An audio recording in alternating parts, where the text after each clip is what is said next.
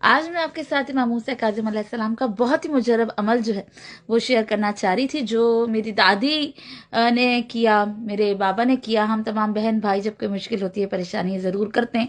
اور بڑا مجرب عمل ہے جو امام کی جو تسبیح ہے، یا سیدی یا مولائی یا موسیٰ ابن جعفر باب الحوائج ادرکنی ادرکنی ادرکنی۔ اور یہ تسبیح آپ نے پڑھنی ہے اس طرح سے کہ 7 بدھ آپ نے 2 رکعت نماز حاجت جو ہے وہ ہدیہ کرنی ہے امام موسیٰ کاظم علیہ السلام کی خدمت میں، اور نماز پڑھنے کے بعد آپ نے ایک تسبیح اس کی پڑھنی ہے، یا سیدی یا مولائی یا موسیٰ ابن جعفر باب الحوائج ادرکنی ادرکنی ادرکنی، اور پھر اپنی حاجت جو ہے وہ بارگاہ الہی میں بوسیلہ امام موسیٰ کاظم علیہ السلام مانگنی ہے۔ امام موسیٰ کاظم بھی باب الحوائج ہیں۔ انشاءاللہ سب کے دل سے جو بھی مشکل ہے، جو بھی پریشانی ہے، جب آپ یہ عمل کریں گے 7 بدھ کا، تو 7 بدھ پورے نہیں ہوں گے، اور انشاءاللہ آپ کی حاجت جو ہے وہ پوری ہو جائے گی۔ اور جب آپ کی حاجت پوری ہو جائے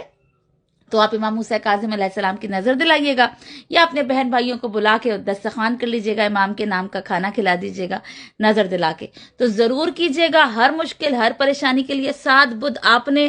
یا سیدی یا مولائی یا موسیٰ ابن جعفر باب الحوائج ادرکنی ادرکنی ادرکنی تسبیح پڑھنی ہے 2 رکعت نماز حاجت کے ساتھ۔